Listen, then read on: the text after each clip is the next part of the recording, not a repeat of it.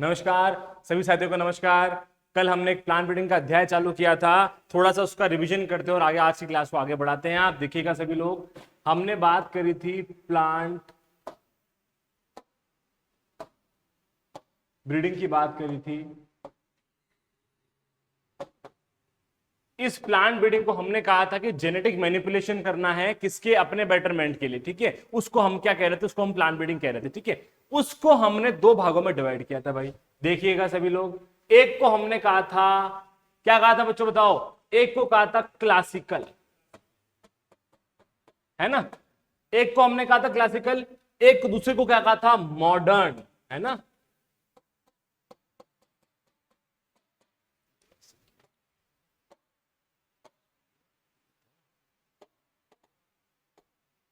चलो देखना, एक को क्लासिकल का था, एक को मॉडर्न का था। हल्का सा रिवीजन कर रहे हैं, फिर अपनी क्लास को आगे बढ़ा रहे हैं। क्लासिकल की बात करी थी हमने 1900 से लेके 1980 तक के बीच का जो पैरा था, 1900 से 1980 के बीच का जो फेज था, उसमें हमने कहा था कि उस फेज में क्लासिकल प्लांट ब्रीडिंग को बहुत ही ज्यादा ख्याति प्राप्त हुई थी। उस समय क्लासिकल प्लांट ब्रीडिंग बहुत ही उभर कर बाहर आई थी, ठीक है।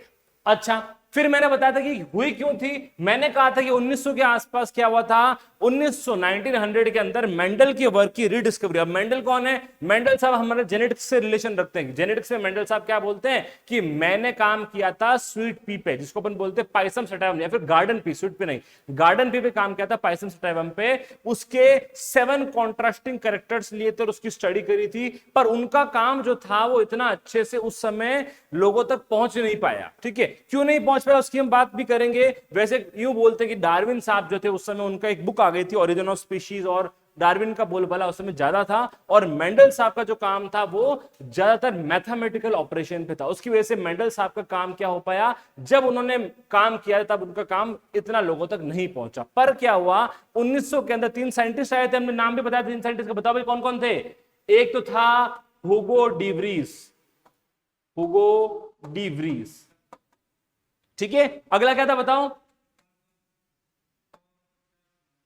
बिल्कुल शमार। अगला क्या था, कॉरेंस,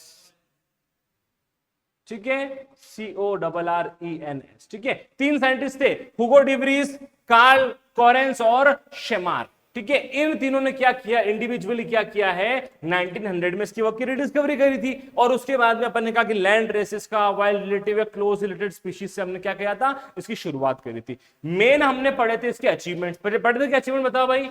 अचीवमेंट में सबसे पहला अचीवमेंट बताओ क्या पढ़ा था, अपन ने बात करी थी, कह दो कि ग्रीन रेवोल्यूशन की बात करी थी, ठीक है। ग्रीन रेवोल्यूशन की बात करी थी, जिसको हमने क्या कहा था, हरित क्रांति का नाम दिया था। क्या किया था, ग्रीन रेवोल्यूशन, हरित क्रांति 1966 या बोले कि 1960s के आसपास क्या था, हरित क्रांति देखने को मिली थी आपको। इसके अंदर क्या किया था, आपके चावल और गेहूं के जो फसलें थी उसके अंदर सेमी ड्वार्फ वैरायटी बनाई थी, ठीक है। जिससे कि क्या हुआ था, इसके अंदर पैदावार बढ़ गई थी। आप खुद सोचो कि जिस फसल की हाइट इतनी ऊपर होगी, क्या होगी, जिस फसल की हाइट इतनी ऊपर है, जैसे ही तेज हवा चली या आंधी आई, उसमें क्या हो जाएगा, लॉजिंग हो जाएगी। तो खड़ी फसल का गिर जाना ही अपन ने बोला था कि लॉजिंग होता है। और इसके अंदर साइंटिस्ट कौन कौन थे, एक तो था बोरलॉग साहब, बोरलॉग थे, और स्वामीनाथन थे। बात करें ये वर्ल्ड में थे, किसमें थे, इंडिया में थे। ये दोनों साइंटिस्ट ने क्या किया था, ग्रीन रेवोल्यूशन पे काम किया था। और इन्होंने नॉरिन 10, बहुत इंपॉर्टेंट है, नॉरिन 10 और राइस में डी जियो वू जैन, है ना। जिसकी कल की क्लास मिस हो गई भाई, कल की क्लास देखी बिना इस क्लास में मत आना, कल की क्लास बहुत इंपॉर्टेंट थी, ठीक है। एक तो थे डी जियो वू जैन जीन, जीन नहीं वैरायटी थी किसकी, जापानीज राइस की। एक और क्या था, नॉरिन 10, वो कहां था, जापानीज वैरायटी से भी, वो भी जापानीज वैरायटी से लिया था। सोर्स था किसका, ड्वार्फिंग का। RST1 और RST2 ये दो क्या थे, रिड्यूस्ड हाइट के जीन थे, जिसको अपन ने यूज किया था चावल, अपने गेहूं के अंदर, वीट में, और डीजियोवुजेन भी यूज किया था अपन ने राइस में। IR8 बनाई थी, TN1 बनाई थी, ठीक है। जया और रत्ना बनाई थी। ये 4 वैरायटी किसमें देखने को मिली थी अपने को, राइस के अंदर। वहीं बात करें सोनालिका और कल्याण सोना, 2 वैरायटी थी, किसके अंदर थी, आपके गेहूं के अंदर थी, ठीक है। इतना अपन ने बात करी थी ग्रीन रेवोल्यूशन के अंदर, कंप्लीट हुआ। टर्म ग्रीन रेवोल्यूशन किसने दी थी, विलियम गॉड ने दी थी, ठीक है। ये सब क्या साइंटिस्ट थे, और ग्रीन रेवोल्यूशन की बात अपन ने देखी थी। क्लास चालू होगी ना अपनी, हाँ रिकॉर्डिंग तो चल रही है, चलो ठीक है। ये क्या थी, अपने ग्रीन रेवोल्यूशन की कुछ बातें थी। बात करते हैं ग्रीन रेवोल्यूशन के, आगे चलते हैं। अपन ने पढ़ा था नोबिलाइजेशन। किसके अंदर नोबिलाइजेशन?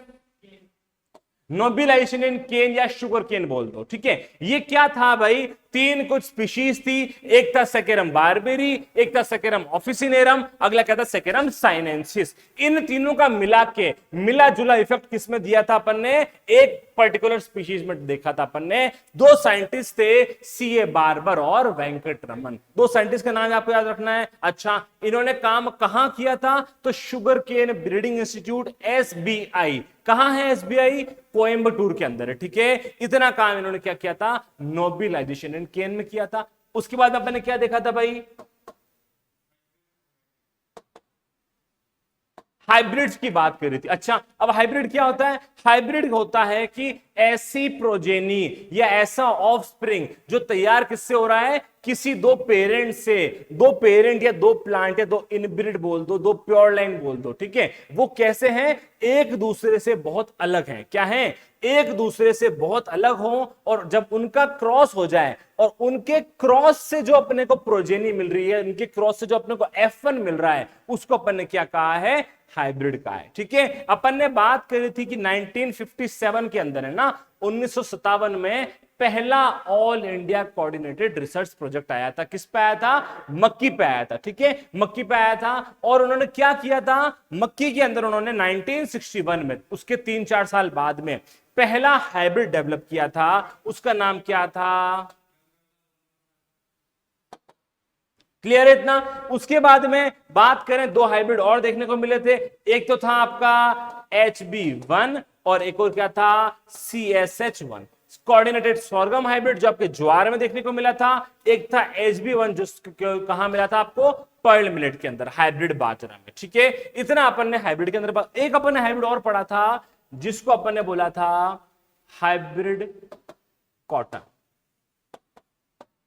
क्या पढ़ा था भाई अपन ने, हाइब्रिड कॉटन, जिसका नाम क्या दिया था अपन ने, H4 दिया था। जो आपके सीटी पटेल साहब ने इसको बनाया था। कहां बनाया था, सूरत के अंदर बनाया था, गुजरात में, ठीक है। इतना अपन किससे बात करी थी, क्लासिकल प्लांट ब्रीडिंग। हालांकि और भी बहुत सारा हाइब्रिड इसमें डेवलप हुए हैं ना, पर उसको अपन जब अपन हाइब्रिडाइजेशन पढ़ेंगे, या फिर अपन यूं पढ़ेंगे कि हेट्रोसिस ब्रीडिंग जब अपन पढ़ेंगे, वहां पे अपन इनको कवर कर देंगे। इधर आते हैं भाई मॉडर्न प्लांट ब्रीडिंग के अंदर। तो मैंने इसके अंदर बताया था कि भाई 1980 के बाद का है ना, 1980 के बाद का जो वक्त था, या 1980 ऑनवर्ड्स कह दो, वो जो फेज था, उसको अपन ने क्या कहा है, मॉडर्न प्लांट ब्रीडिंग। अच्छा, अब मॉडर्न प्लांट ब्रीडिंग और क्लासिकल प्लांट ब्रीडिंग में डिफरेंस क्या है, या यूं कह दो कि दोनों में अंतर क्या है। तो सर, मॉडर्न प्लांट ब्रीडिंग के अंदर मेन काम क्या है, यूज ऑफ बायोटेक्नोलॉजी। बताओ भाई, है कि नहीं है? यूज ऑफ क्या है, बायोटेक है। बायोटेक का काम क्या होता है, जैसे कि जेनेटिक इंजीनियरिंग करना, है ना। जैसे कि आपने बात करी, सबसे पहले एग्जांपल बताया था मैंने आप सभी को बीटी कॉटन का, बताया था बीटी कॉटन का एग्जांपल। बीटी कॉटन क्या होती है, मैंने बताया था, कपास का जो इकोनॉमिक पार्ट होता है, वो होता है उसकी बॉल, है ना, बॉल होती है। और उससे क्या बनता है, आपके धागे से आप कपड़ा, आपके बेडशीट हो गया, कर्टेन्स हो गया, सब आप बनाते हो, ठीक है। तो अगर उस कॉटन का जो बॉल वाला जो पार्ट है, उसी में डैमेज कर जाए, कौन डैमेज करेगा, इंसेक्ट डैमेज करेगा। मैंने 3 एग्जांपल बताए थे आपको। एक तो आपके स्पॉटेड बॉलवर्म था, एक पिंक बॉलवर्म था, और एक आपके जनरल हेलिकोवर्पा जो आप देखने को मिलता है, ठीक है। हाँ, हेलिकोवर्पा आर्मीचर, बिल्कुल सही, वो आपको देखने को मिलता है। तो साइंटिस्ट ने क्या किया, इसका नाम बीटी क्यों पड़ा, क्योंकि एक बैक्टीरिया था, शाबाश, बेसिलस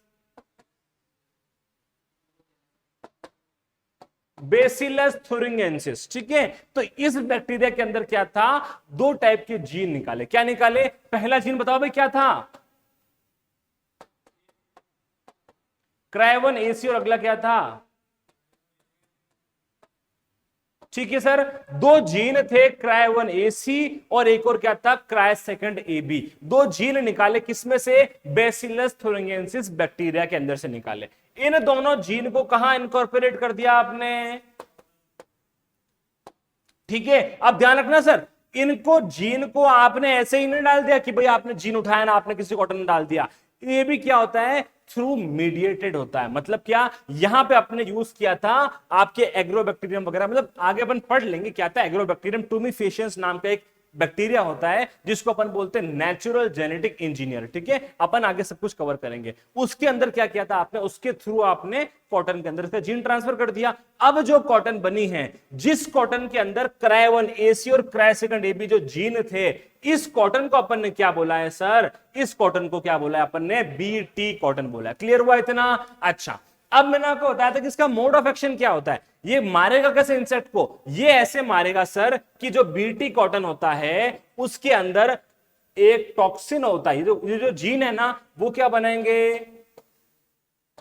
डेल्टा एंडोटॉक्सिन बनाएंगे। ठीक है सर, डेल्टा एंडोटॉक्सिन बनाएंगे।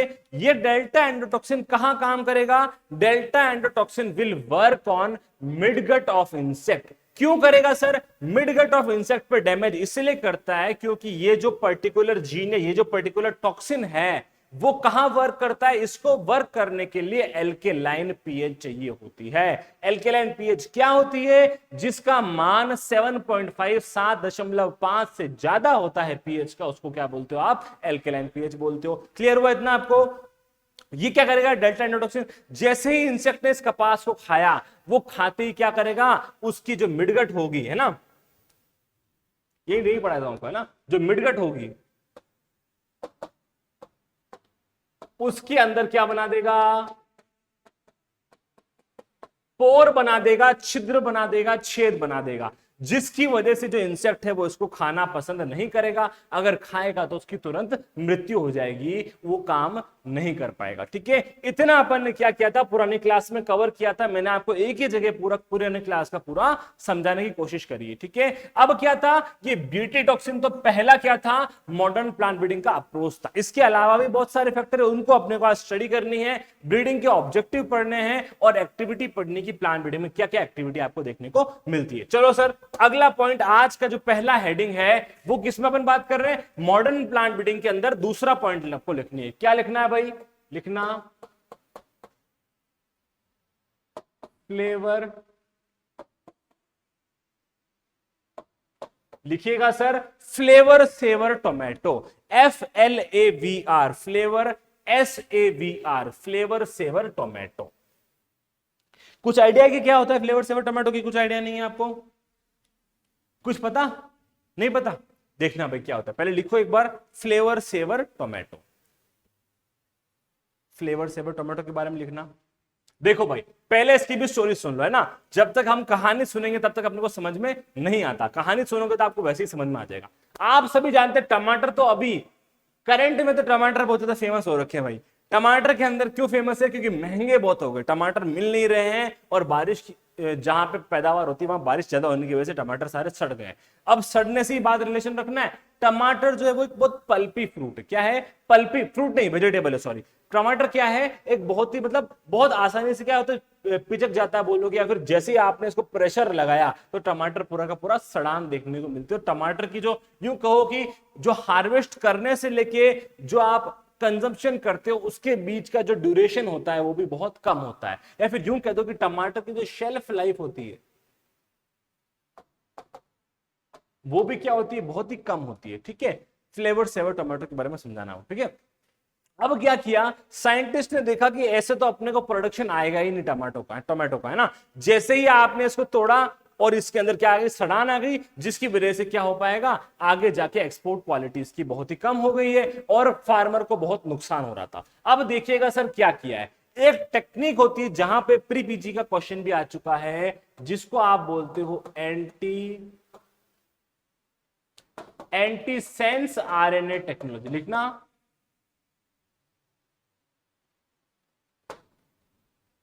एंटीसेंस आरएनए टेक्नोलॉजी का यूज किया था किसमें, Flavr Savr. Direct pre PG में क्वेश्चन आपके उठ के आया था कि इन Flavr Savr tomato which of the following technology was used, sense RNA, sense DNA, antisense DNA और एंटीसेंस आरएनए। तो उसका आंसर क्या चला जाएगा, एंटीसेंस आरएनए टेक्नोलॉजी। अब समझना क्या होता है, कैसे किया था। बेसिकली क्या किया था, ये जो शेल्फ लाइफ जो होती है वो बड़ी, उसको इंक्रीज कैसे किया, एक केमिकल होता है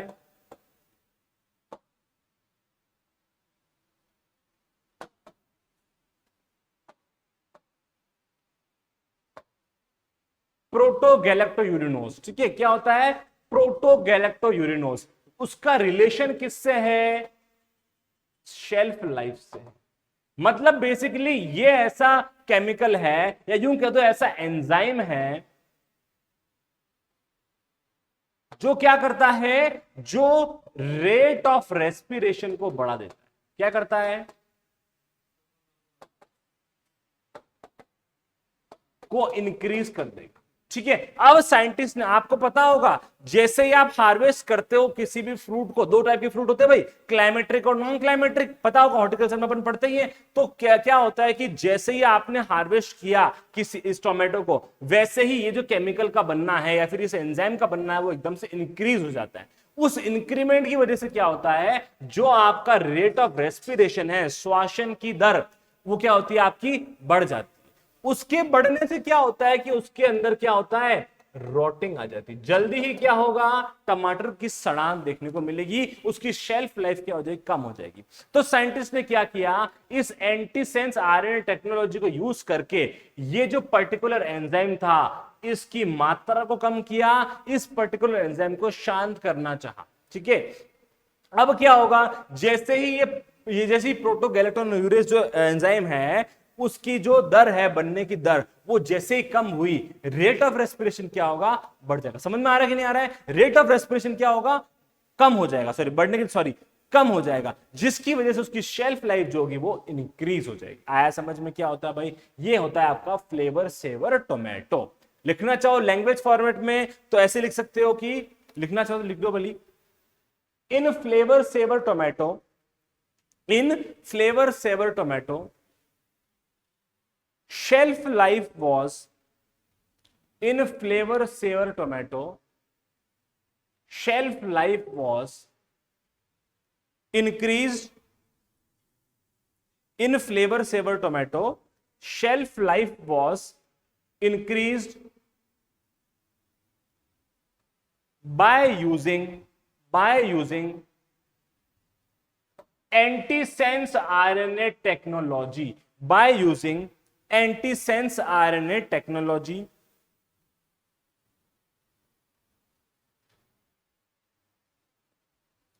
ठीक है, वो लिखा रहा हूं अगले पॉइंट में लिखा रहा हूं ना, नेक्स्ट पॉइंट डालना,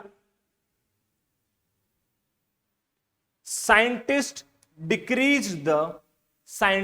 डिक्रीज, कम करना, डिक्रीज का मतलब क्या होता है, कम करना, साइंटिस्ट डिक्रीज द, फिर लिखना प्रोटोगैलेक्टोयूरिनोज, है ना, प्रोटोगैलेक्टोयूरिनोज एक्टिविटी, ये एंजाइम का नाम है ना। Scientist decrease the polygalacturonase activity which reduced the rate of respiration, बस बहुत है इतना।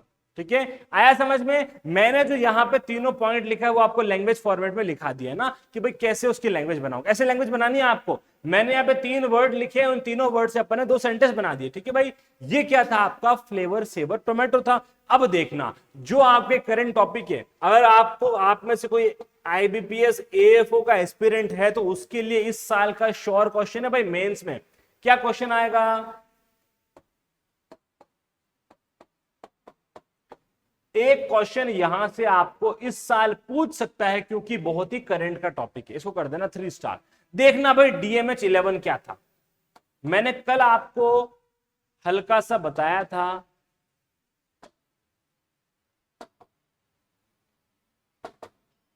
धरा मस्टर्ड हाइब्रिड। क्या था ये, धरा मस्टर्ड हाइब्रिड था। क्या होता है एक बार पहले समझ लो, फिर बाद में देखना, है ना। मैंने बताया था आपको कल कि भाई ऐसा कोई मस्टर्ड डेवलप हुआ है जो कैसा है, genetically modified high oil content mustard variety है। क्या है, देखना सर सभी लोग, ये क्या है, genetically modified high oil content mustard की वैरायटी, ठीक है। इसको डेवलप कहां किया गया था? दिल्ली यूनिवर्सिटी के द्वारा डेवलप किया गया था, ठीक है। डेवलप्ड एट दिल्ली यूनिवर्सिटी, ठीक है, उन्होंने डेवलप किया था इसको। अब देखना किया क्या था, ठीक है। ये ऐसा मस्टर्ड है, ऊपर कर दूं ना, चलो भाई देखिएगा सर, सभी लोग धरा मस्टर्ड हाइब्रिड के बारे में बात हो रही है। ये ऐसा मस्टर्ड है जिसके अंदर 2 जीन लिए थे, इनकॉर्पोरेशन, अगला पॉइंट लिखना,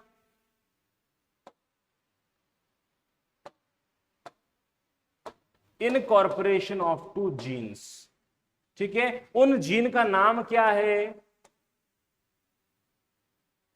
बार्नेज एंड बार स्टार, BAR,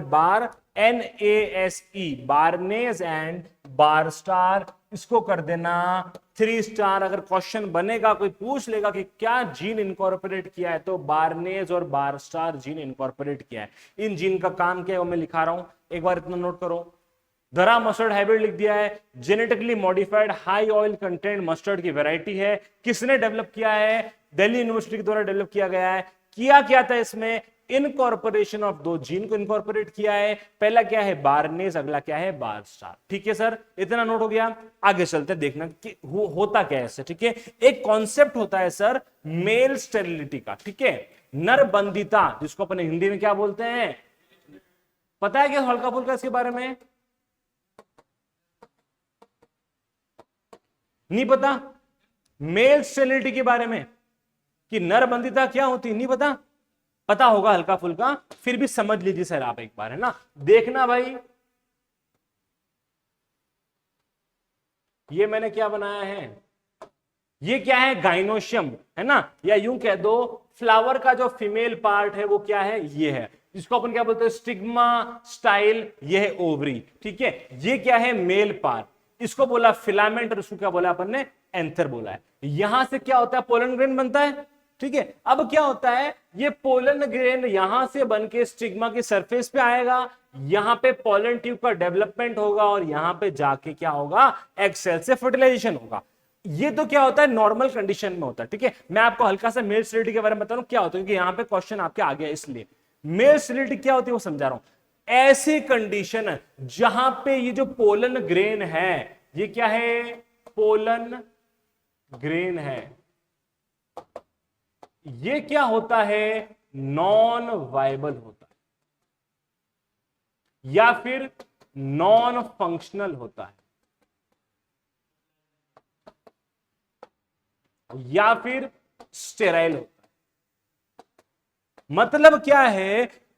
इस एक प्लांट के अंदर जो पोलन बन रहा है वो कैसा है? स्टेराइल है, उससे आगे जाके फर्टिलाइजेशन पॉसिबल नहीं है। तो ऐसी कंडीशन है जहां पे पोलन का स्टेराइल होना, नॉन फंक्शनल होना, या नॉन वायबल होना, उस कंडीशन को क्या कहते हो आप? मेल स्टेरिलिटी के नाम से जानते हो। इसका डिस्कवरी जो बोले वो कॉल रूटर ने करी थी, हालांकि अपन पढ़ने वाले हैं तो वहां का अपन इसको डिटेल में पढ़ लेंगे, ठीक है सर। तो मैंने यहां पे बोला कि मेल स्टेरिलिटी का यूज किया था। अब क्या होता है? ये जो बार्नेस और बार स्टार जो 2 जीन है, वो रिस्पॉन्सिबल किस में होते हैं? मेल स्टेरिलिटी को इंड्यूस करने।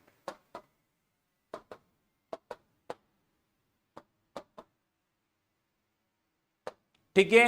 अभी क्योंकि रिसेंट का टॉपिक है इसलिए आपको पता होना चाहिए कि धरा मस्टर्ड हाइब्रिड में क्या किया है? मेल स्टेरिलिटी को इंड्यूस किया है, ठीक है। और उससे अपन ने क्या बनाई है? नई वैरायटी बनाई है, जिसको आपने क्या कहा है? धरा मस्टर्ड हाइब्रिड। इतना समझ में आया आपको क्या होता है, कैसे होता है, कहां डेवलप किया, पूरा अपन ने डिटेल में बात कर ली, ठीक है। आगे चलें सर, आगे चले क्या? आगे चलते, बिल्कुल चलते हैं। 4th नंबर पे बात करते हैं सर। ये तो आपको सभी को पता होगा, आपने कहीं ना कहीं इसके बारे में पढ़ा है, या कहीं ना कहीं आपने इसके बारे में सुना तो होगा ही होगा। सुना है क्या गोल्डन राइस के बारे में? सुना है क्या होता है गोल्डन राइस? बताओ सर, आप बताइए क्या होता है गोल्डन राइस? कुछ तो आइडिया होगा कि वही गोल्डन राइस जिसको बोलते हैं।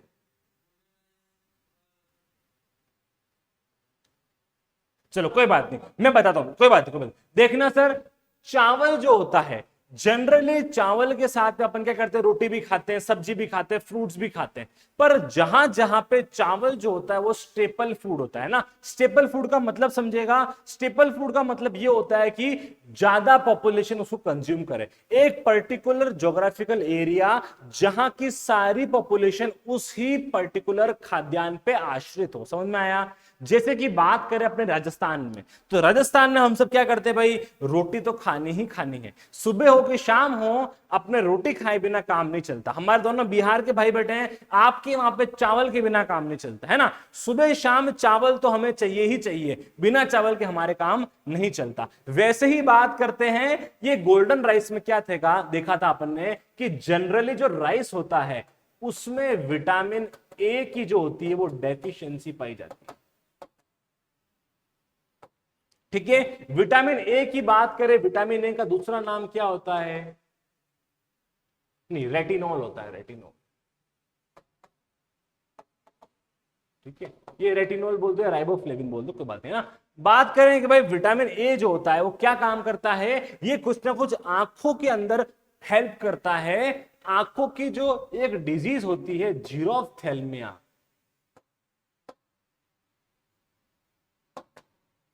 उसको दूर करता है। बेसिकली आप यूं कहो कि आंखों के लिए अच्छा होता है। ठीक है, इतनी सी मोटी मोटी बात समझने की, विटामिन ए जो होता है वो आंखों के लिए बढ़िया रहता है। एक डिजीज होती है जीरोफ्थेल्मिया, उसको प्रिवेंट करता है। कौन प्रिवेंट करता है? Vitamin A. अब क्या देखा कि राइस जो चावल था वहां पर विटामिन ए की डेफिशिएंसी पाई जाती है, किसमें? राइस के अंदर। अब जो लोग सिर्फ और सिर्फ चावल ही खा रहे हैं, वो क्या कर रहे हैं, गेहूं या आपके मिलेट्स वगैरह का सेवन नहीं कर रहे हैं, उन लोगों में देखा गया कि एक डिजीज बहुत ज्यादा बढ़ गई। उस डिजीज का नाम क्या था? जीरोफ्थेल्मिया। ये एक आंखों की डिजीज होती है, आई डिजीज है। ठीक है, अब साइंटिस्ट ने देखा कि अगर जो वहां के लोग क्या है, चावल को ऐसे ही सेवन करते रहेंगे तो सभी की आंखों में क्या आ जाएगी, दिक्कत आ जाएगी, और सारी पॉपुलेशन के अंदर आपको कहीं ना कहीं आई के अंदर डिफेक्ट देखने को मिलेगा। तो साइंटिस्ट ने क्या किया, एक जीन लिया, एक प्लांट होता है डेफोडिल। ठीक है, डेफोडिल आप देखिएगा, नेट पे सर्च करना, तो डेफोडिल क्या है, एक फ्लावरिंग प्लांट है। बात करें फ्लावर कैसा आता है इसका, येलो कलर का फ्लावरिंग प्लांट।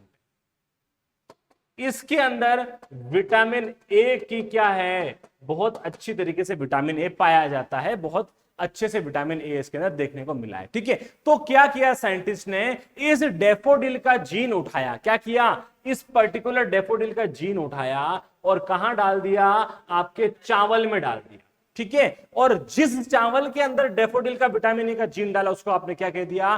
गोल्डन राइस की। आया समझ में क्या कि नहीं आया? ऐसा चावल जिसके अंदर डेफोडिल का जीन इनकॉर्पोरेट कर दिया वापस, कि इनकॉर्पोरेट कैसे किया?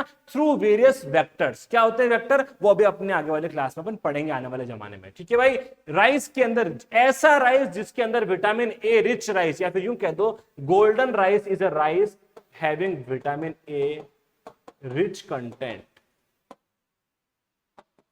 उसको आपने क्या कहा है? गोल्डन राइस का है। ठीक है, डेफोडिल के साथ में एक बैक्टीरिया था इरविनिया, इसका भी जीन उन्होंने डाला। मतलब इरविनिया और डेफोडिल दोनों का जीन किस में डाला था? राइस में डाला। ऐसे राइस को क्या बोला है? Golden rice. ठीक है, अब मैंने वन क्यों लिखा है उसके बारे में आपको बताऊंगा। ठीक है, और डेवलप किसने किया है, यह बहुत इंपॉर्टेंट है। बताओ भाई, किसने डेवलप किया है? नहीं पता, कोई बात नहीं। देखना भाई, डेवलप्ड बाय, आपने इंगो प्योट्राकस का नाम सुना क्या? नहीं सुना? इंगो, देखो भाई, चावल तीन टाइप का होता है, एक है गोल्डन राइस, एक है हाइब्रिड राइस, एक है आपका सुपर राइस।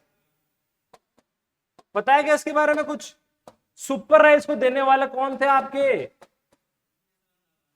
रंधावा नहीं, एमएस रंधावा साहब है वो तो। और एमएस रंधावा का साहब का काम तो कहां है? हॉर्टिकल्चर में काम है, यहां कोई काम नहीं है। ठीक है, जीएस खुश साहब ने क्या दिया? Super rice. हाइब्रिड राइस ने किसने दिया है? शाबाश, युआंग लोंग पिंग। ये क्या है वर्ल्ड में, और सिद्दीकी साहब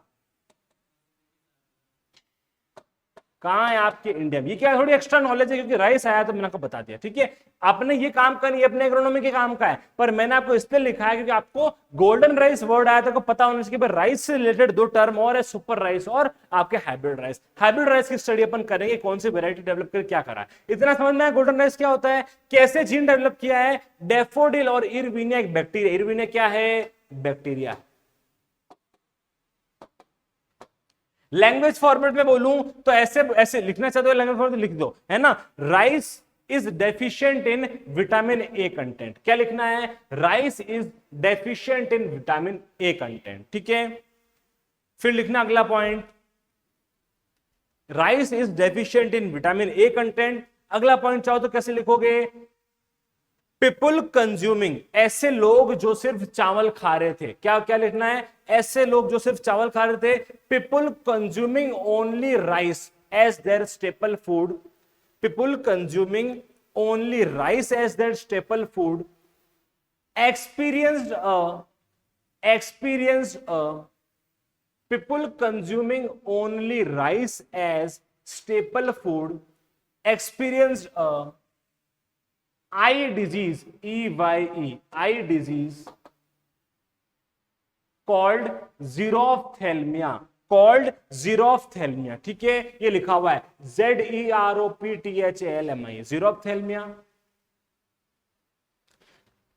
अगला पॉइंट लिखना, xerophthalmia लिख दे सर। अगला पॉइंट लिखो, to reduce this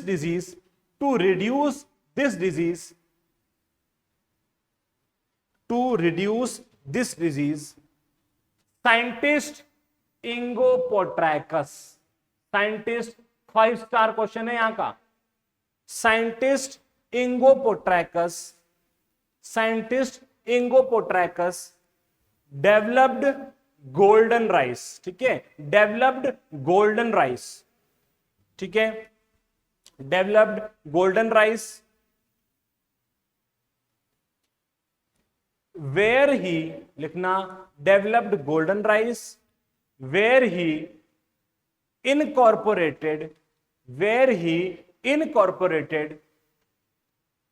to genes from, पहला जीन कहां से हो जाएगा डैफोडिल से, अगला जीन कहां से हो जाएगा इरविनिया से। Where he incorporated to genes, पहला क्या है डैफोडिल, डैफोडिल क्या होता है एक फ्लावरिंग प्लांट है जिसका फ्लावर कैसे देखने को मिला है येलो कलर का। अगला क्या है इरविनिया से लिया है, where he incorporated to genes, one from daffodil second from Erwinia, Erwinia के ब्रैकेट में कर देना बैक्टीरिया, ठीक है सर। सेकंड है इरविनिया, ERWINIA, इरविनिया क्या है एक बैक्टीरिया है जो डिजीज कॉज करता है, पैथोलॉजी के अंदर अपन देखते हैं इसको, ठीक है। इतना समझ में आया आपको, आगे लिखना, this golden rice is rich in vitamin a content, ठीक है भाई, this golden rice is rich in vitamin a content, ठीक है। चाहो तो कहीं ऊपर एक तो हाइब्रिड राइस है कॉन्सेप्ट नोट कर लो, एक सुपर राइस है कॉन्सेप्ट नोट कर लो, किसने दिया है, सिर्फ साइंटिस्ट का नाम देख लो, क्या होता है अपन डिटेल में बाद में पढ़ेंगे, ठीक है भाई। इतना समझ में आया क्या लोगों को, जल्दी तो नहीं, आज धीरे चल रहे अपन, तेज नहीं है स्पीड, ठीक है स्पीड, चलो। अब देखना यहां पे गोल्डन राइस 1 लिखा था, इसी के साथ में एक गोल्डन राइस और देख लो, डिफरेंस कुछ नहीं था, इसको बनाया किसने था, एक कंपनी है सिंजेंटा नाम की, ठीक है। क्या करती है सिंजेंटा, कोई सीड वगैरह की कंपनी है, उसने क्या किया था, कुछ भी नहीं किया था, गोल्डन राइस जो आपका इंगोपोट्रैकस ने डेवलप किया ना गोल्डन राइस 1, उसी के अंदर क्या डाल दिया, एक मेज का जीनोम डाल दिया।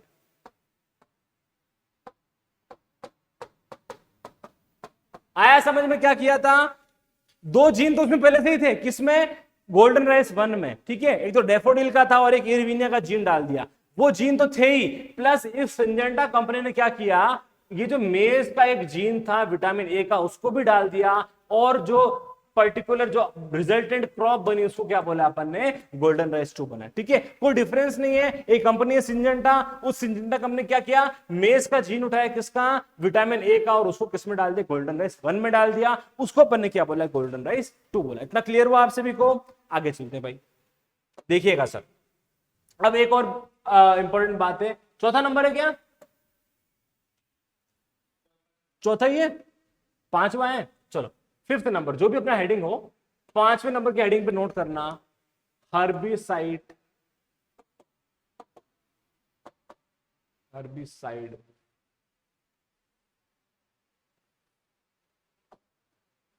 Resistant soybean.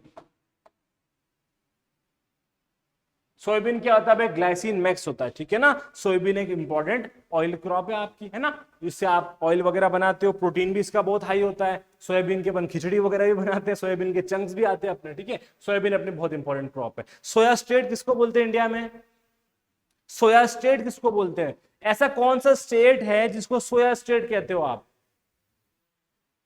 एक्स्ट्रा नॉलेज है, कहीं लिख दो ऊपर, सोया स्टेट किसको बोलते हैं, एमपी को बोलते हैं। मध्य प्रदेश को क्या बोलते हैं आप, सोया स्टेट बोलते हो, ठीक है भाई। इंपॉर्टेंट पॉइंट होगा उसको आप ऊपर लिख दिया करो, है ना, जो अपने सब्जेक्ट से हटके, पर मुझे जैसे जैसे याद आएगा अपन क्या करेंगे, उसको डिस्कस करते जाएंगे ताकि आपकी नॉलेज बढ़े। मेन काम अपना क्या है, आपकी नॉलेज बढ़ाना है, ठीक है सर। चलो देखना सर, हर्बिसाइड रेजिस्टेंट सोयाबीन क्या होता है, कैसे बनाया। एक हर्बिसाइड होती है, हर्बिसाइड, ठीक है।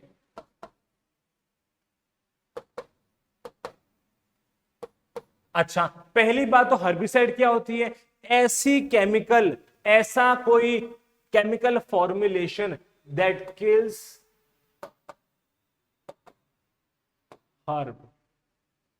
मेनली अपना यहां पे क्या मतलब है, वीड्स, जो खरपतवार है, उन खरपतवार को मारने के लिए जो केमिकल यूज हो रहा है उसको अपन ने क्या बोला, हर्बिसाइड। इतना क्लियर है आप सभी को? ये अपने एग्रोनॉमी का पार्ट है, अपन देखते हैं एग्रोनॉमी के अंदर डिटेल में पढ़ते हुए हर्बिसाइड क्लासिफिकेशन क्या होता है। पर सोयाबीन के अंदर एक हर्बिसाइड स्पेशली डलती है जिसको अपन क्या बोलते हैं, ग्लाइफोसेट बोलते हैं, ठीक है। ग्लाइफोसेट ऐसी क्या है, ग्लाइफोसेट क्या है आपकी, कुछ नहीं, हर्बिसाइड ही है। हर्बिसाइड का आपने सुना हो, एट्राजीन, सीमाजीन, प्रोपेनिल, पेंडिमिथाइलिन, वैसे ही एक हर्बिसाइड होती है ग्लाइफोसेट, ठीक है। ये ग्लाइफोसेट का काम क्या होता है, ये पर्टिकुलरली सोयाबीन के अंदर यूज होती है। क्या देखा गया था कि ये जो ग्लाइफोसेट है, ये क्या कर रहा था कि सोयाबीन की फसल को भी नुकसान पहुंचा रहा था, ठीक है। यूज तो सोयाबीन में कर रहे हैं, पर वीड को मारने के साथ साथ अपनी जो प्लांट पॉपुलेशन है उसको भी क्या कर रहा था, कम कर रहा था, या फिर यूं कह दो कि प्लांट की यील्ड पे इफेक्ट पड़ रहा था, ठीक है। अब क्या किया साइंटिस्ट ने, देखा कि अगर ये हर्बिसाइड सोयाबीन को भी मार देगा तो अपनी जो मेन इकोनॉमिक फसल है वो तो अपनी बर्बाद हो गई। तो सोचा साइंटिस्ट ने कि अपन को कुछ ना कुछ करना पड़ेगा, तो एक वेराइटी डेवलप करी जिसका नाम था राउंड अप रेडी, ठीक है सर। क्या नाम था, राउंड अप रेडी। ये बहुत इंपॉर्टेंट है, क्या है ये, क्या है, herbicide resistant variety of soybean. Herbicide भी कौन सी, CIDE, है ना। हर्बिसाइड भी कौन सी, ग्लाइफोसेट जो हर्बिसाइड थी उसके अगेंस्ट इसने काम किया था, ठीक है। अच्छे से नोट करना है इसको, क्या बनाया अपन ने, हर्बिसाइड रेजिस्टेंट सोयाबीन बनाया, ठीक है। नोट कीजिएगा इसको,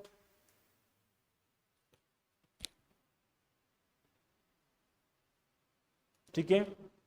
देखो आया समझ में, क्या किया है, हर्बिसाइड रेजिस्टेंट किसको बनाइए, सोयाबीन को बनाइए। ये काम किसने किया है, आपके राउंड अप रेडी को बनाया था, यूएसए वगैरह में इसको डेवलप किया। कहां डेवलप हुआ था, यूएसए में डेवलप, ठीक है सर। आगे चलते हैं, देखिएगा। और छठे नंबर पे मेल स्टेरिल लाइन, ठीक है। देखना, मेल स्टेराइल लाइन, अभी मैंने बताया मेल स्टेरिलिटी के बारे में, ऐसी कंडीशन है जहां पे जो पोलन है वो क्या है, नॉन फंक्शनल या स्टेराइल है, ठीक है भाई। वो क्या कर पाएगा, अपनी फीमेल को फर्टिलाइज नहीं कर पाएगा, ठीक है। उसको क्या बोला अपन ने, मेल स्टेराइल लाइन बोला। यहां से दो क्वेश्चन बहुत ही फेमस है, उनको अपने को याद रखना ही रखना है, ठीक है। मेल स्टेराइल लाइन डेवलप करी थी किसमें, पहली बात करें तो कंबाइन, सुना होगा आपने, एक था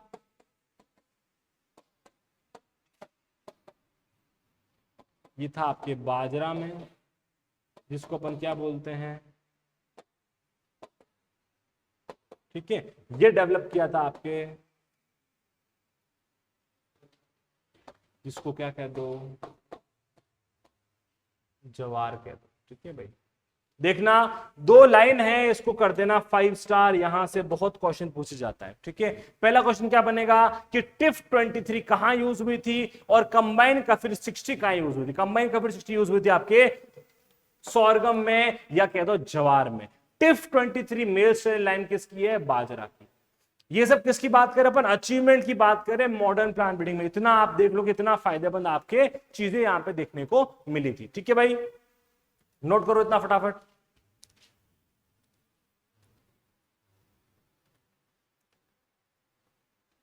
अगर आपको लगे कि स्पीड तेज है ना तो बोल देना, मैं गुस्सा थोड़ा धीरे करो, ठीक है। समझ में आ रहा है आपको, चलो तो यार टाइम तो हो गया नोट। देखिएगा सर, आगे चलते हैं, 2-3 बातें और कर लेते हैं टॉक्सिन, या फिर एक काम करते हैं अपन ऑब्जेक्टिव से शुरुआत करते हैं ना। एक लास्ट एंड फाइनल पॉइंट अपना ऑब्जेक्टिव पढ़ना है, उसको अपन पढ़ के खत्म करते हैं, ठीक है। आज की क्लास को देखना, ये अगला हेडिंग है भाई। ये क्या है, आपने क्लासिकल को भी देख लिया, मॉडर्न को भी देख लिया। कुछ एग्जांपल अपन ने क्लासिकल के पढ़े, कुछ एग्जांपल अपन ने मॉडर्न के पढ़े। अब अपने को देखना है कि ऑब्जेक्टिव क्या है प्लांट ब्रीडिंग के। किसकी ऑब्जेक्टिव, कि आप प्लांट ब्रीडिंग कर क्यों रहे हो। कोई भी फसल है, चाहे वो गेहूं हो, कपास हो, आपके धान हो, बाजरा हो, जो भी क्रॉप आप ले लो, सबका ब्रीडिंग करने का कोई ना कोई ऑब्जेक्टिव जरूर होता है। क्या ऑब्जेक्टिव होता है वो बात करनी है। हर फसल में, मैंने आपको ग्रीन रेवोल्यूशन के वक्त भी बताया था, क्या बताया था कि अपना पॉपुलेशन ड्रास्टिकली इंक्रीज हो रहा है। वहीं पे अपन क्या कर रहे हैं, अभी कल परसों की न्यूज थी कि वो सड़क बना रही थी, कहां पे, महाराष्ट्र के अंदर। तो उन्होंने 72,000 प्लांट को क्या कर दिया, कट कर दिया। मतलब क्या था कि वो कल्टीवेटेड एरिया था, या यूं कहो कि वहां पे ट्रीज ग्रो हो रहे थे, उन ट्रीज को क्या किया उन्होंने, काट दिया। तो इससे हुआ क्या, बायोडाइवर्सिटी का लॉस हो गया। या फिर यूं कहो कि कल्टीवेबल एरिया जहां पे आपकी फसल उगा सकते थे आपको, उसको क्या कर दिया अपन ने, कम कर दिया। अपन भी क्या कर रहे हैं, एग्रीकल्चर लैंड आया, पैसे चाहिए, उस लैंड पे क्या कर दो, प्लॉटिंग कर दो, उसको बेच दो, वहां पे घर बना दो। हो क्या रहा है कि आपका जो कल्टीवेबल एरिया है वो क्या हो रहा है, कम हो रहा है, और पॉपुलेशन क्या हो रही है, ड्रास्टिकली इंक्रीज हो रही है। तो अपने को क्या करना है, सबसे मेन ऑब्जेक्टिव क्या है अपना, या फिर यूं बोलो हायर यील्डिंग वैरायटी निकालना। हर फसल हो, चाहे वो गेहूं हो, धान हो, जिस भी फसल की आप बात करो, सब में अपने को पैदावार क्या चाहिए, ज्यादा चाहिए। क्यों चाहिए भाई, पहली बात तो फार्मर को भी प्रॉफिट होगा, अल्टीमेटली जो किसान होगा उसको भी तो पैसा चाहिए, तो फार्मर को भी प्रॉफिट होगा। दूसरा क्या होगा, आपको जो पॉपुलेशन है उसको फीड भी कर पाओगे। तीसरा क्या होगा, अगर ज्यादा पैदावार होगी तो क्या करोगे आप, एक्सपोर्ट ज्यादा करोगे। एक्सपोर्ट ज्यादा करोगे तो आपको क्या होगा, कहीं ना कहीं जीडीपी के अंदर हेल्प होगी, ठीक है। तो सबसे पहली बात करें तो क्या है, पहला ऑब्जेक्टिव हायर यील्ड की बात है। सेकंड ऑब्जेक्टिव देखना सर, क्वालिटी।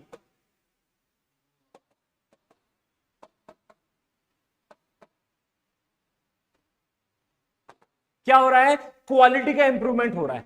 जनरली बात करें क्वालिटी से क्या मतलब होता है, आपने अगर आम खाए हो, अभी सीजन में आम आए थे आपके गर्मी के सीजन में, है ना, आम खाए हो, वाटरमेलन खाए हो, एप्पल खाई हो, तो अपन क्या देखते कि यार बाहर से उसकी शाइन अच्छी होनी चाहिए, है ना। क्या क्या बात करते हैं अपन, कि बाहर से उसकी शाइन अच्छी होनी चाहिए, उसका लश्चर अच्छा होना चाहिए। अगर अपन धान भी खरीदने गए, या फिर यूं बोलो कि आप गेहूं खरीदने गए हो, तो आप गेहूं के जो एक एक जो आपका सीड है, ग्रेन है, उसको आप उठा के देखते हो कि यार कहीं से कटा फटा तो नहीं है, उसकी शाइन बराबर है कि नहीं है। कलर कैसा है उसका, तो बेसिकली मैं ये कहना चाह रहा हूं कि जो एक्सटर्नल अपीयरेंसेस हो गया उसका, फॉर एग्जांपल क्या बोला मैंने, सीड कलर बोल दिया,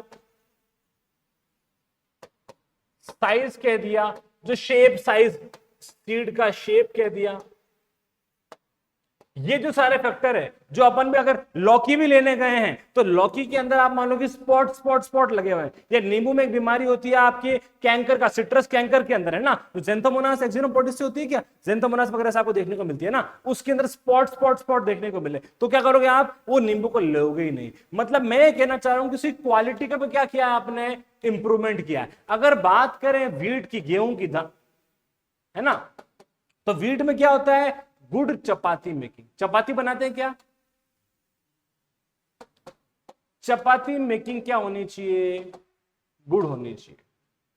मतलब बेसिकली मैं ये कहना चाह रहा हूं कि क्वालिटी से क्या मतलब है कि आप जो भी चीज बना रहे हो उसको बनाने में प्लस उसके दिखने में क्या हो, सिंक्रोनस हो, मतलब वो एक जैसा दिखना चाहिए। अगर उसका बीज आ रहा है तो बीज भी अच्छा होना चाहिए, आप कटा फटा नहीं होना चाहिए, बेसिकली इससे मतलब। ठीक है, तीसरी बात करते हैं, और तीसरा आपने बहुत इंपॉर्टेंट है, रेजिस्टेंस अगेंस्ट, देखना बहुत इंपॉर्टेंट है ये वाला पॉइंट, पेस्ट एंड डिजीज। ठीक है, मैं ये कहना चाह रहा हूं कि रेजिस्टेंस, रेजिस्टेंस का मतलब क्या होता है, अगर कोई भी वैरायटी है, कोई भी इंसान उस किसी भी पर्टिकुलर इंसेक्ट या किसी भी पर्टिकुलर डिजीज से रेजिस्टेंस कब होगा, जब वो उस पर अफेक्ट नहीं करेगी। मतलब क्या, जैसे कि कोरोना आया थोड़े दिन पहले, अगर कोरोना आया है, सबको कोरोना हो गया और मुझे कोरोना नहीं हुआ, तो मतलब क्या, कहीं ना कहीं मैं कोरोना के खिलाफ क्या हूं, रेजिस्टेंट हूं या टॉलरेंट हूं, किसके खिलाफ, कोरोना के खिलाफ। वैसे ही अपन जानते हैं कि बहुत सारी वेराइटीज है जो डिजीज रेजिस्टेंट होती है, पेस्ट रेजिस्टेंट होती है। पर बात करें 1845 1843 के आसपास की, तब ये चीज कॉन्सेप्ट नहीं था। तो वहां पे क्या हुआ था, देखिएगा सर आप सभी लोग, एक डिजीज आई थी, पता है कि किसी के, इसको किसी के बारे में है, आयरिश फेमाइन आया था। कब आया था, 1843 में आयरिश फेमाइन देखने को मिला। आयरिश का मतलब क्या है, और आयरलैंड कहां है, ब्रिटेन में। ब्रिटेन कहां है, जो लंदन वगैरह यूके के आसपास का जो एरिया, उसको अपन क्या बोलते हैं, ब्रिटेन बोलते हैं। आयरलैंड ऐसा कंट्री है जहां का स्टेपल फूड क्या है,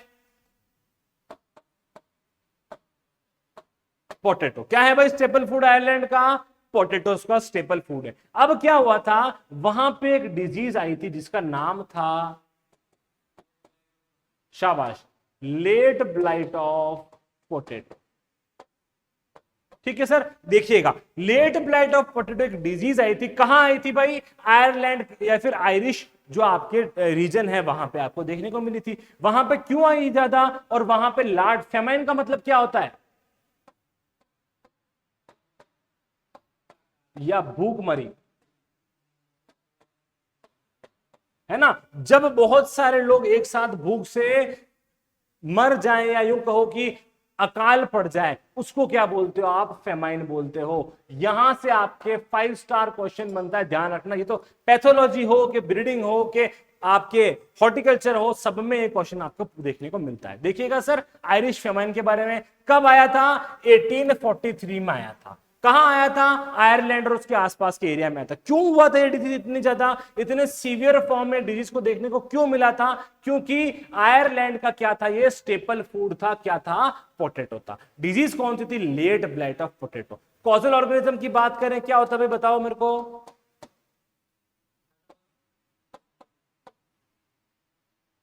फाइटोप्थोरा इन्फेस्टेंस,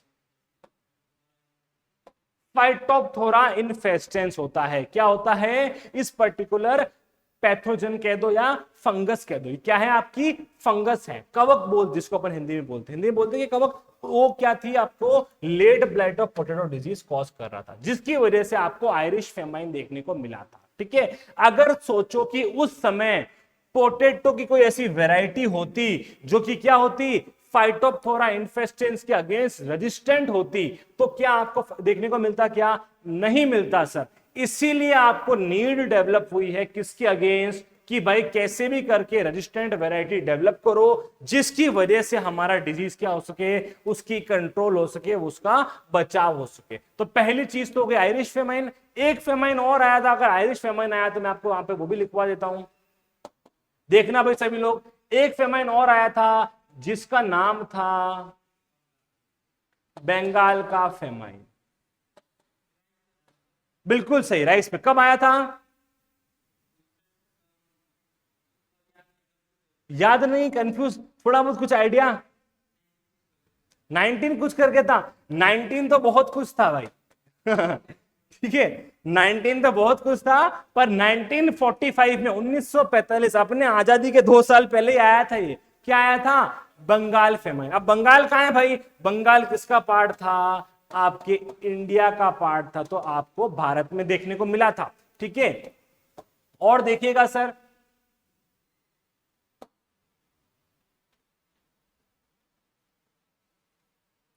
कैसे आया था वो बताता हूं आपको, क्या था एक्चुअल में इसका कारण। देखना, इंडिया में आया था, क्रॉप कौन सी थी आपकी, बताओ भाई क्रॉप कौन सी थी, राइस कह दो, चावल कह दो, राइस की क्रॉप में आया था। डिजीज कौन सी थी भाई, ब्राउन लीफ स्पॉट।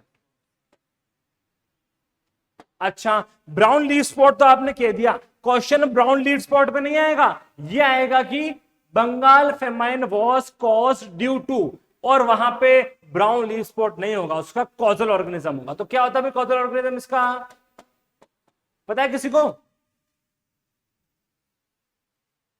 कुछ आइडिया, कुछ याद आ रहा है, देखना सर, हेलमेंथोस्पोरियम।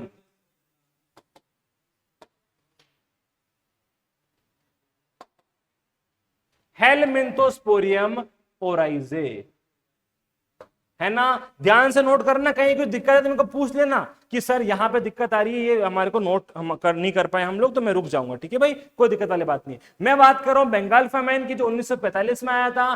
कहां आया था, इंडिया में आया था, भारत के बंगाल के जो आसपास के रीजन वहां आया था। किस क्रॉप में आया था, राइस की क्रॉप में आया था। कौन सी डिजीज थी, ब्राउन लीफ स्पॉट थी। किससे हो रही थी, हेलमेंथोस्पोरियम, और हेलमेंथोस्पोरियम क्या थी आपके, एक फंगाई कह दो या कवक कह दो। ठीक है, इतनी बात क्लियर हुई। तो 2 फेमाइन अपन ने पढ़ लिए। पहला क्या पढ़ा है भाई आपने, आपने पढ़ा है एक आयरिश फेमाइन आया था, एक बंगाल का फेमाइन आया था। इन दोनों से क्या हुआ था, मास डैमेज हुआ था, मास डिस्ट्रक्शन हुआ था, खूब लोग मर गए। वो मरे क्यों, क्योंकि उस समय इस पर्टिकुलर डिजीज के अगेंस्ट रेजिस्टेंट वैरायटी नहीं थी, इसलिए आपको देखने को मिला है। अभी थोड़े दिन पहले की बात करूं, पिछले सीजन में, तो आपको मक्का के अंदर एक इंसेक्ट देखने को मिला, जिसको बोलते हैं फॉल आर्मी वॉर्म। सुना क्या, फॉल आर्मी वॉर्म का अटैक आपको देखने को मिला है, जिसके अंदर रेजिस्टेंट वैरायटी हालांकि थी, पर बहुत ज्यादा डैमेज देखने को मिला है। उसकी 1 साल पहले बात करूं तो लोकस्ट आया था, जिसको अपन टिड्डी बोलते हैं। उस टिड्डी दल ने आपकी सारी जो वेस्टर्न राजस्थान का जालोर के आसपास का जो एरिया है, उसकी सारी फसलों को क्या कर दिया, साफ कर दिया। अगर ऐसी कोई वैरायटी डेवलप कर दे जो इन इंसेक्ट और डिजीज के अगेंस्ट रेजिस्टेंट हो, तो क्या हो, आपको वो डिजीज और पेस्ट देखने को नहीं मिले। इसलिए रेजिस्टेंट वैरायटी अपने ब्रीडिंग में एक बहुत ही इंपॉर्टेंट अप्रोच है। और एक और बात बता दूं कि जो रेजिस्टेंट वैरायटी होती है, वो रेजिस्टेंट वैरायटी आपके जो कन्वेंशनल वैरायटी होती है उससे बहुत सस्ती पड़ती है। क्यों सस्ती पड़ती है, क्योंकि अगर आपको दूसरी कोई वैरायटी आपने लगाई है तो आपको फंजीसाइड का भी स्प्रे करना पड़ेगा, इंसेक्टिसाइड का भी स्प्रे करना पड़ेगा, जबकि रेजिस्टेंट वैरायटी में दोनों का खर्चा आपके बचता है। तो क्या है एक ऑब्जेक्टिव इंपॉर्टेंट आपके रेजिस्टेंट वैरायटी, या फिर यूं कह दो कि use of resistance against paste and disease. ठीक है भाई, 3 पॉइंट हो गए, 2-3 पॉइंट अपन और डिस्कस कर लेते हैं अपने ऑब्जेक्टिव के अंदर। देखिएगा सर, चौथा पॉइंट की बात करते हैं ना, 4th पॉइंट, सिनक्रोनस मैच्योरिटी।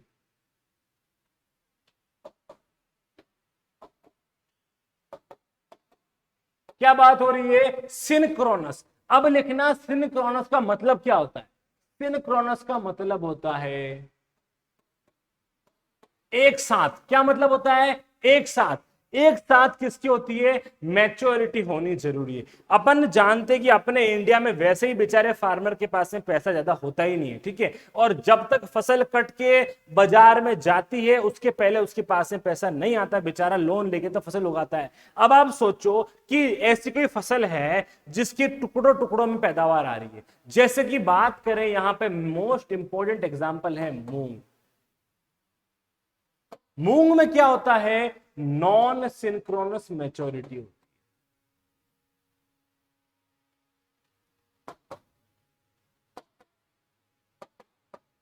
क्या होती है सर, नॉन सिंक्रोनस। अब इसका मतलब समझाता हूं, नॉन सिंक्रोनस मैच्योरिटी का मतलब क्या होता है। यह मतलब होता है कि जब मूंग की फसल को आप हार्वेस्ट करते हो तो मूंग में क्या होता है, कोई फलियां तो पक गई और कोई फलियां पकी नहीं। मतलब क्या होता है कि अंतराल होता है, किसमें, हार्वेस्टिंग में अंतराल होता है। आज कुछ पक गई, कल कुछ पक गई, परसों कुछ पक गई, और ऐसे करके 7-8 दिन का, 10 दिन का भी गैप हो जाता है, किसमें, हार्वेस्टिंग के अंदर। अब आप सोचो कि बेचारा किसान है, उसको आज भी लेबर लगाना है, कल भी लेबर लगाना है, मतलब ऐसे करके लेबर का काम आपके बढ़ जाएगा।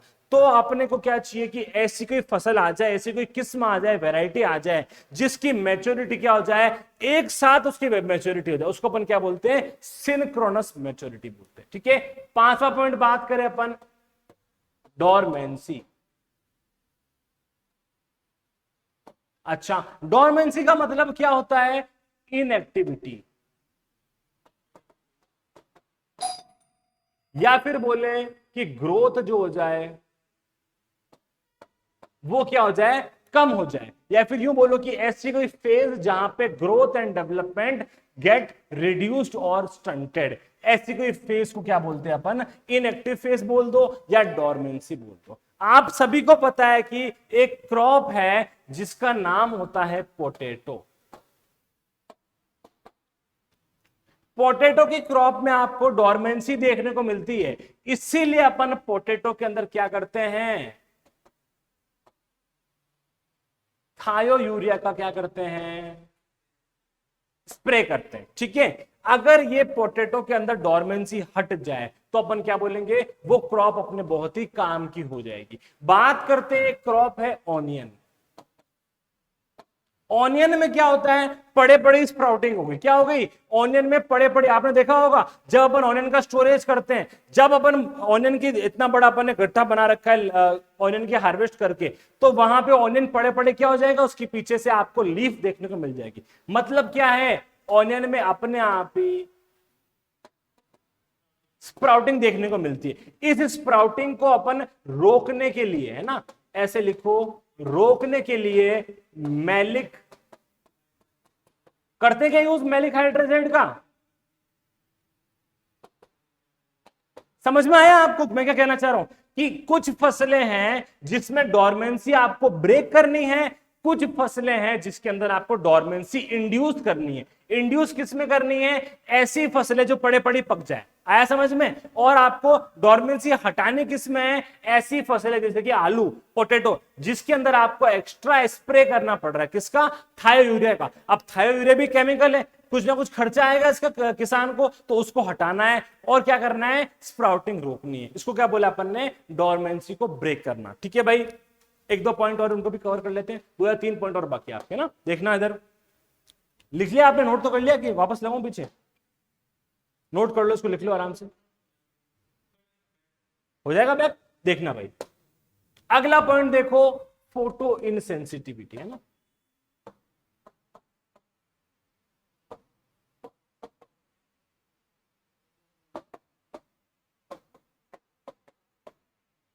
अच्छा, फोटो इनसेंसिटिविटी आई कहां से है, फोटो पीरियडिज्म से आई।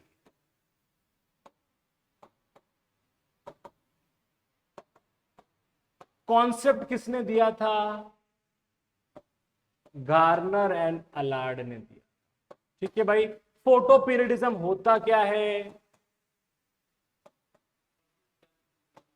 Response of flowering, response of lightning, है ना, रिस्पॉन्स ऑफ फ्लावरिंग, बिल्कुल सही कहते हैं, रिस्पॉन्स ऑफ फ्लावरिंग टूवर्ड्स, है ना, ड्यूरेशन ऑफ लाइट।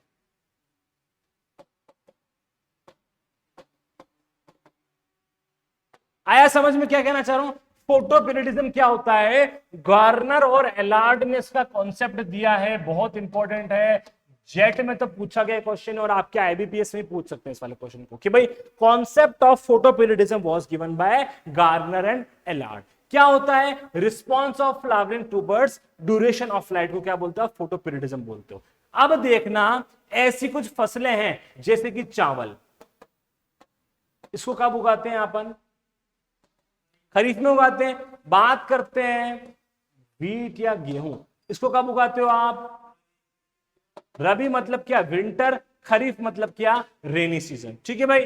अब देखना, राइस जो होता है उसको अगर अपन इधर रबी में उगा देता हूं और व्हीट को अपन खरीफ में उगा देता हूं, ऐसा कॉन्सेप्ट डेवलप किया है कि राइस की फसल को आप तीनों ही सीजन में ग्रो कर पाओ और आप गेहूं की फसल को भी तीनों ही सीजन में ग्रो कर पाओ। इसको क्या बोलते हैं? फोटो इनसेंसिटिविटी, है ना। फोटो पीरियडिज्म के कॉन्सेप्ट को हटा देना कि उन क्रॉप को फोटो इनसेंसिटिव बना देने को क्या बोलते हैं अपन? Photo insensitivity. क्या बोलते हैं? फोटो इनसेंसिटिविटी को क्या है? क्या कॉन्सेप्ट है आपका? मतलब समझ में आया कि राइस की फसल जो है उसके अंदर फोटो इनसेंसिटिव वैरायटी को डेवलप करना, व्हीट की फसल में भी क्या करना? फोटो इनसेंसिटिव वैरायटी को डेवलप करना। क्यों करना? इन फसलों को अपन को तीनों ही सीजन में, जायद में भी उगा दें, खरीफ में भी उगा दें और रबी में भी उगा दें। आया समझ में? इसीलिए क्या करना? फोटो इनसेंसिटिविटी को डेवलप करना। ठीक है भाई, नोट कर लो। सिर्फ ये दो ही पॉइंट नोट करना है आपको, फोटो है ना, ये तो अपन को कोई जरूरी वाली बात नहीं। नोट करा? लिखो सर, आगे लिखना। सबसे लास्ट एंड फाइनल, हालांकि बहुत सारे और भी हैं पर मेन आपका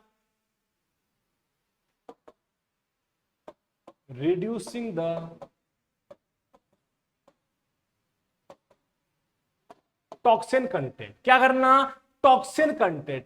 टॉक्सिन का मतलब क्या होता है? ऐसे पॉइजनस केमिकल या ऐसे पॉइजनस एंजाइम्स जो प्लांट में बनते हैं, जो या तो ह्यूमंस के लिए या फिर अपने गाय और जो पशु होते हैं कैटल वगैरह के लिए, के नुकसानदायक होते हैं। जैसे कि एक क्रॉप होती है खेसरी दाल, आपने सुना होता है ना, जिसको अपन क्या बोलते हैं? लेथाइरस सटाइवा। सुना क्या आपने? कुछ आइडिया होगा आपको इसके बारे में। तो खेसरी दाल के अंदर एक टॉक्सिन होता है जिसको बोलते हैं बोआ।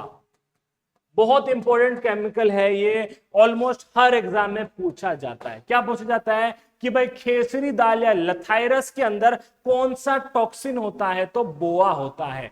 बोआ क्या है? एक तरीके का न्यूरोटॉक्सिन है। न्यूरोटॉक्सिन का मतलब क्या होता है?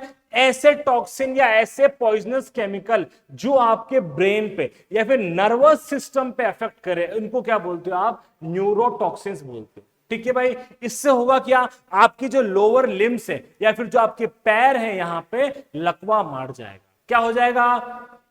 Paralysis of lower limbs. कौन कॉज करेगा? ये बोआ या ये जो न्यूरोटॉक्सिन है वो कॉज करेगा। ठीक है भाई। अगला देखो, अगर आपने सुना हो नंबर 2, सोरगम।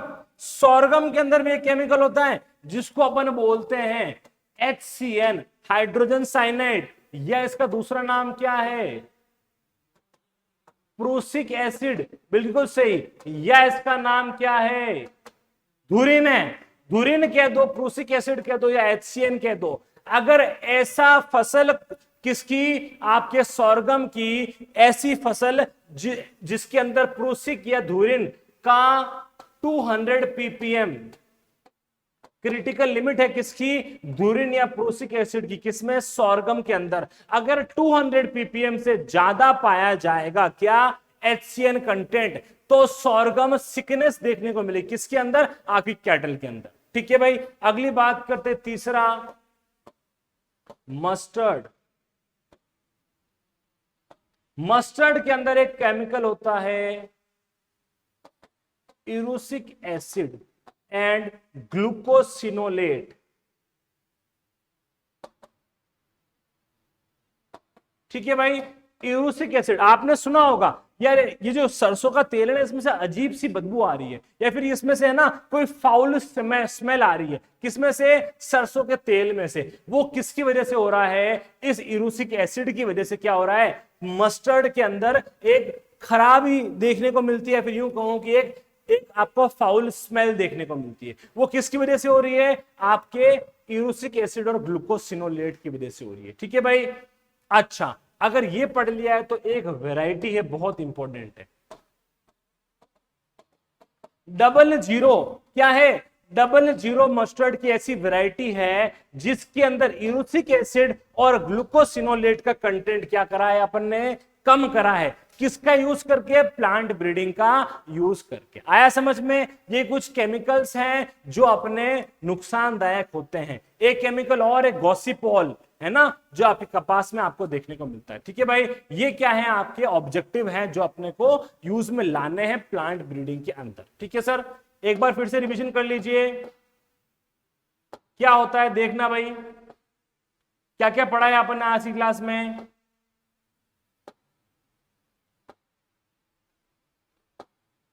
है ना, अपन ने ये तो अपन ने पुरानी क्लास में डिस्कस किया था। उसके बाद में ये आज अपन ने नया पढ़ा, नया कुछ कॉन्सेप्ट पढ़ा है।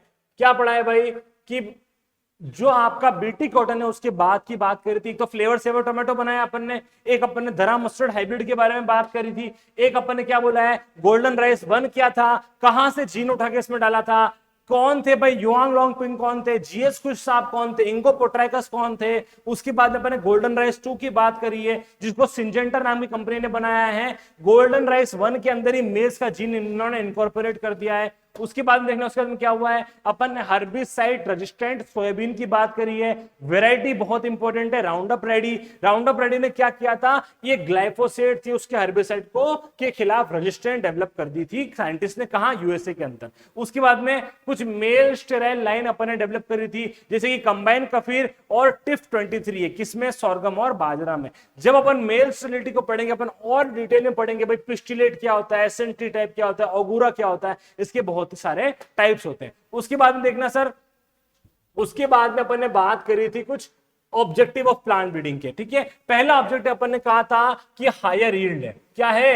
Higher yield. पैदावार की क्या करनी है अपने को? बढ़ोतरी करनी है, फसल में अपने को पैदावार ज्यादा चाहिए। उसके बाद में क्वालिटी को इंप्रूव करना है, जैसे कि चपाती मेकिंग क्वालिटी हो गया, सीड का कलर हो गया, सीड का शेप हो गया, इन सबको क्या करना है अपने को? इंक्रीज करना है। उसके बाद में अपन ने रेजिस्टेंट वैरायटी डेवलप करनी है, resistant against disease and paste. पहली डिजीज अपन ने पढ़ी थी आयरिश फेमाइन, अगली अपन ने बात करी थी बंगाल फेमाइन। दोनों किससे हो रही थी, कहां हो रही थी, कौन से साल में हो रही थी, बहुत इंपॉर्टेंट है, नोट करना। उसके बाद में अपन ने क्या बोला था कि एक साथ मैच्योरिटी देखने को मिल जाए। कहां मिलती है? मूंग के अंदर नॉन सिंक्रोनस मैच्योरिटी देखने को मिलती है। क्यों मिलती है? उसके पीछे का रीजन बताया। फिर अपन ने बोला डोरमेंसी क्या होती है, पोटैटो और ऑनियन की अपन ने बात करी थी। ठीक है सर।